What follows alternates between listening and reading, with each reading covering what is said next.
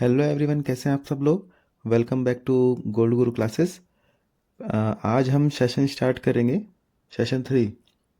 पिछले सेशन में हमने समझा था कि फॉरेक्स क्या है और इसे हम क्यों यूज़ करते हैं, इसमें प्रॉफिट कैसे कमाते हैं और ट्रेड कब कब करनी चाहिए। तो आज हम एक बहुत ही इम्पॉर्टेंट टॉपिक पर बात करेंगे, मार्केट आवर्स। टाइम हिस्ट्री सबसे ज़रूरी है, कब मार्केट में एंट्री करना है और कब दूर रहना है। यही एक प्रोफेशनल और एमेच्योर ट्रेडर्स के बीच का डिफरेंस है। तो चलिए स्टार्ट करते हैं। फॉरेक्स मार्केट 24 घंटे खुला रहता है, लेकिन पूरे दिन सेम मूवमेंट नहीं होता है। दिन को 4 मेजर सेशंस में बांटा गया है। पहला है सिडनी, दूसरा है Tokyo, then London and New York. Sydney में क्या होता है कि यहाँ मार्केट ओपन होता है तो ये थोड़ा शांत रहता है और वीक की अपना शुरुआत करता है। ऐसे ही टोक्यो सेशन हुआ, ये कंसोलिडेशन का फेज होता है जहाँ प्राइस एक छोटे रेंज में घूमता है और लिक्विडिटी को कलेक्ट करता है। देन ये लंदन सेशन होता है, ये एक पावर हाउस कहलाता है। यहाँ सबसे ज़्यादा लिक्विडिटी आती है और यहीं से असली ब्रेकआउट और ट्रेंड्स की शुरुआत होती है। न्यूयॉर्क सेशन, यहाँ हाई वॉलेटिलिटी वाला फेज सेशन होता है जो यूएस की न्यूज़ और डॉलर की डोमिनेंस पर चलता है।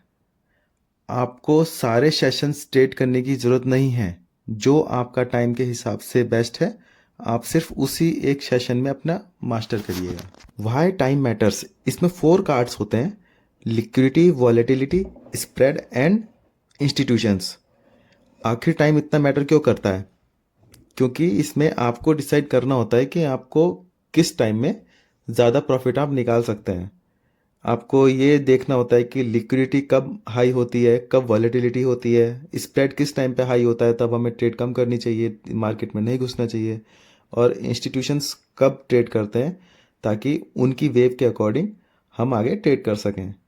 तो इसमें लिक्विडिटी में क्या होता है, जब जब ज़्यादा ट्रेडर्स एक्टिव होते हैं तो बड़े बड़े ऑर्डर इजीली एग्जीक्यूट होते हैं और स्प्रेड जो है कम रहता है।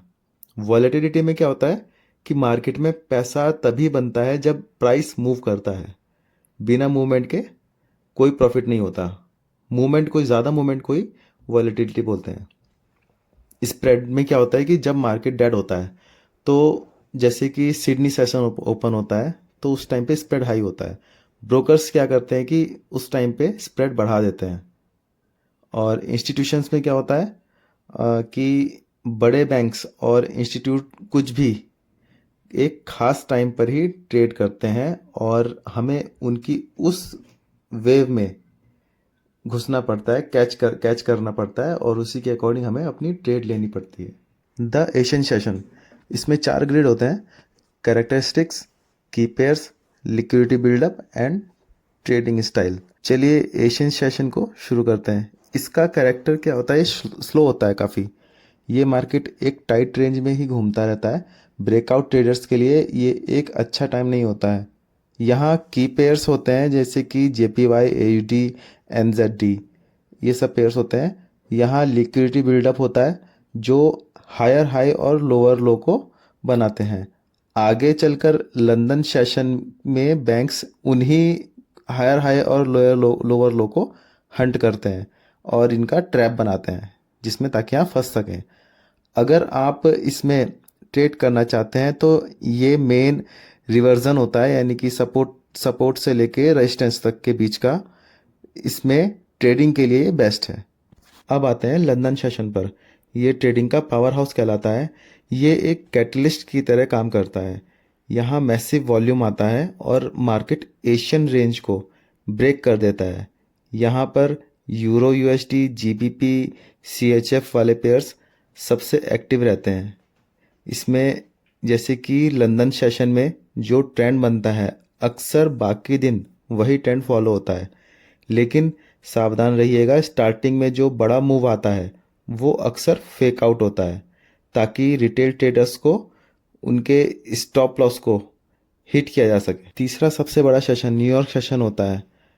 यहाँ US डॉलर की डोमिनेंस चलती है। जो पेयर USD से जुड़े होते हैं वो बहुत तेज़ी से मूव करते हैं।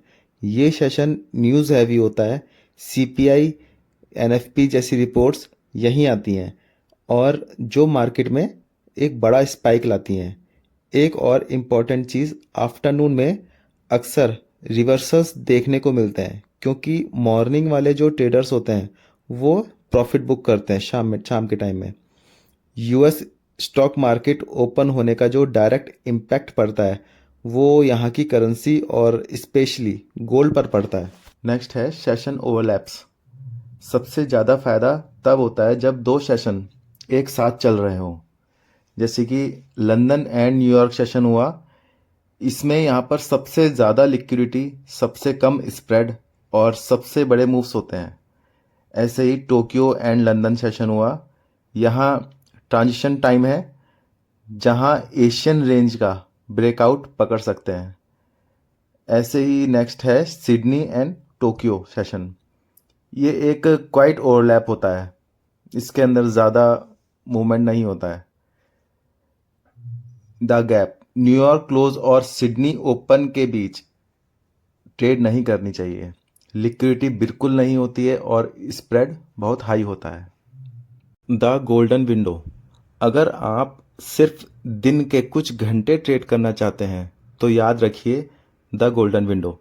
इंडियन स्टैंडर्ड टाइम के हिसाब से शाम 5:30 बजे से रात 9:30 बजे तक, क्योंकि पूरे दिन की 70% ट्रांजैक्शंस इसी 4 घंटे में होती है।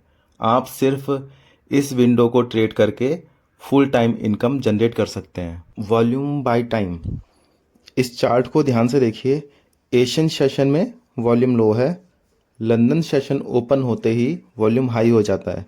जब न्यूयॉर्क और लंदन ओवरलैप करते हैं तब वॉल्यूम अपनी मैक्सिमम पीक पर होता है और न्यूयॉर्क क्लोज में इसके आसपास मार्केट एकदम डेड हो जाता है। आपको ये साइकिल अपने दिमाग में बिठानी होती है, इसलिए इसको अच्छे से ध्यान में रखिएगा। अब देखते हैं कि सेशंस के अकॉर्डिंग बेस्ट पेयर्स कौन से होते हैं।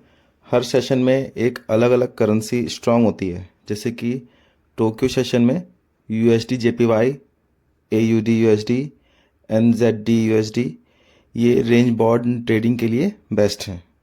ऐसे ही लंदन सेशन में euro USD, GBP USD, euro GBP, ये क्लीन ब्रेकआउट्स देते हैं।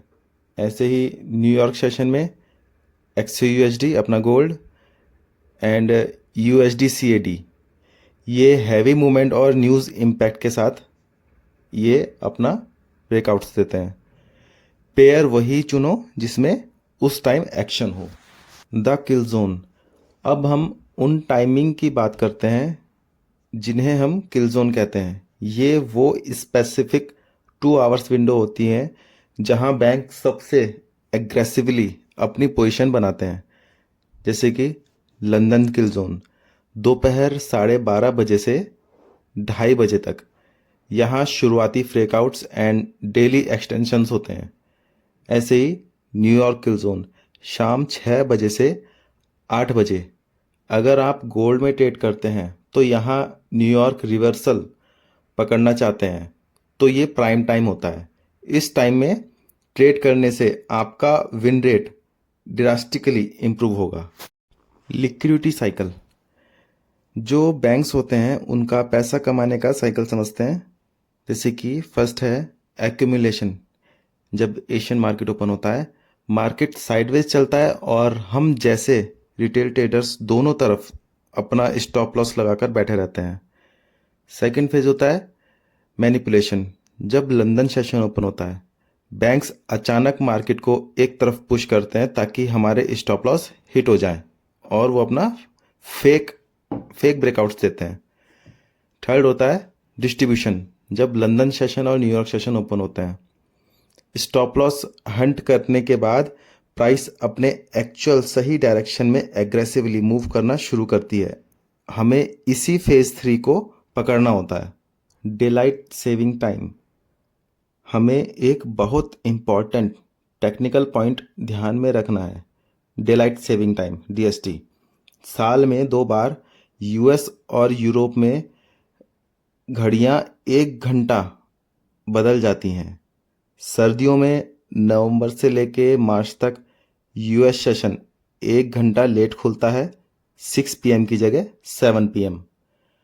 ऐसे ही गर्मियों में मार्च से नवंबर तक सब कुछ 1 घंटा जल्दी खुलता है। हमेशा अपने ब्रोकर और ट्रेडिंग व्यू के टाइम जोन को इनके मुताबिक ही सिंक्रोनाइज करिएगा, उसके हिसाब से ही सेट करके रखना होता है। Friday closing and weekend gaps. Weekend आपके कैपिटल के लिए सबसे खतरनाक हो सकता है।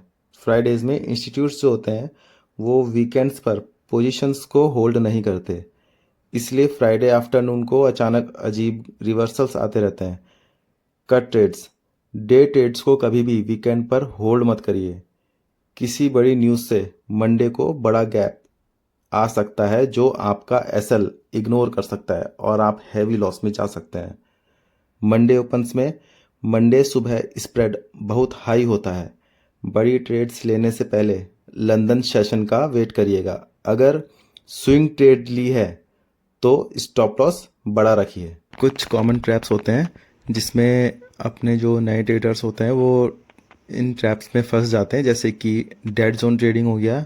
ये क्या होता है कि जो न्यूयॉर्क होता है, न्यूयॉर्क क्लोज के बाद ट्रेड जब हम लोग करते हैं तो जो ब्रोकर्स के एल्गोरिदम्स होते हैं वो स्प्रेड्स को बढ़ा देते हैं, तो उस टाइम पे ट्रेड्स को ज़्यादातर इग्नोर करना चाहिए। और लंदन का लंच टाइम, इस टाइम क्या होता है कि जो वॉल्यूम होता है वो एकदम ख़त्म के बराबर हो जाता है, ना के बराबर वॉल्यूम होता है मार्केट के अंदर, जो कि इंडियन स्टैंडर्ड टाइम के अकॉर्डिंग शाम के 4:30 बजे के आसपास होता है। तो इस टाइम पे ट्रेड को थोड़ा इग्नोर करना चाहिए। ये ठीक न्यूयॉर्क ओपन से पहले होता है। और अपना ये न्यूज़ को इग्नोर करना भी एक ट्रैप होता है, जैसे कि बड़ी न्यूज़ होती हैं, एनएफपी हुआ, सीपीआई डेटा हुआ, इनसे ठीक पहले ट्रेड लेने वाले ट्रैप में फंस जाते हैं। ये लोग एनालाइज नहीं करते हैं, जो कि एक गैम्बल हुआ, जुआ खेलना हुआ, तो ऐसे नहीं करना चाहिए। ऐसे ही ओवर स्टेइंग, जब कोई सेशन का वॉल्यूम डेड हो रहा हो तब भी ट्रेड होल्ड करके रखना, ये नहीं करना चाहिए। इसके बजाय अपना प्रॉफिट बुक करके अपना निकल लो। Build your schedule. आप अपना शेड्यूल बनाइए। सबसे पहले उसमें अपनी रियल लाइफ के साथ अलाइन कीजिए। अगर आप 9 to 5 जॉब करते हैं तो रात 6 बजे वाला न्यूयॉर्क सेशन आपके लिए बेस्ट है। सिर्फ एक सेशन पकड़ो, 30 मिनट पहले चार्ट पर आकर बैठो और उसको एनालाइज करो, अपना ट्रेड सेट करो, प्रॉफिट बुक करो और लैपटॉप बंद कर दो। ओवर ट्रेडिंग से बचो। अब आते हैं कि प्रैक्टिकल कैसे करें। सबसे पहले प्रिपेयर करो। पहले फॉरेक्स फैक्ट्री पर चेक करो कि आज कौन कौन सी रेड फोल्डर वाली न्यूज़ हैं। देन वेट करो। लंदन के ओपन होने से पहले एशियन सेशन के हाई और लो लेवल्स को मार्क कर लो। उसके बाद एग्जीक्यूट। वेट करो कि मैनिपुलेशन हो और रिटेल ट्रेडर्स के एसएल हिट हो जाएं। उसके बाद ओरिजिनल ट्रेड में ट्रेड की एंट्री लो। उस नेक्स्ट है एग्जिट करना है। जैसे ही सेशन डेड होने लगे प्रॉफिट बुक कीजिए और बाहर आ जाओ। Consistency ritual. मार्केट आपसे सिर्फ कंसिस्टेंसी मांगता है। रोज़ एक ही टाइम पर शो अप करें ताकि स्क्रीन टाइम की मेमोरी बन सके। अपने सेटअप के आने का वेट करें, पेशेंस दिखाएं और जब वो परफेक्ट विंडो आए तो बिना किसी इमोशंस के ट्रेड एग्जीक्यूट करें। अगेन हमारा 111 रूल।